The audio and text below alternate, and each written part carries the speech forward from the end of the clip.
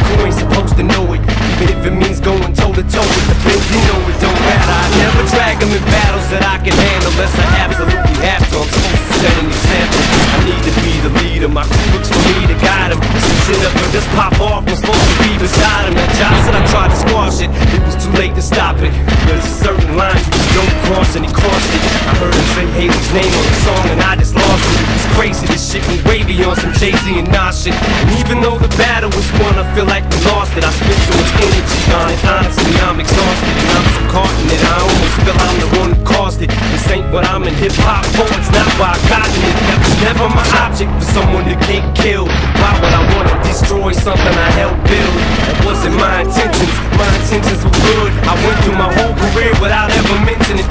That was just out of respect for not running my mouth and talking about something that I knew nothing about. Plus Ray told me to stay out.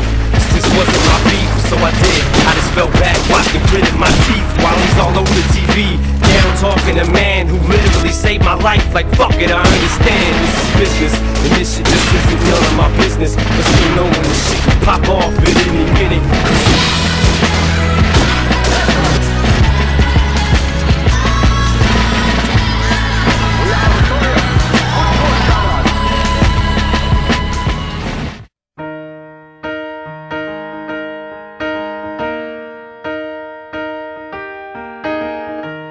Where is the moment we needed the most?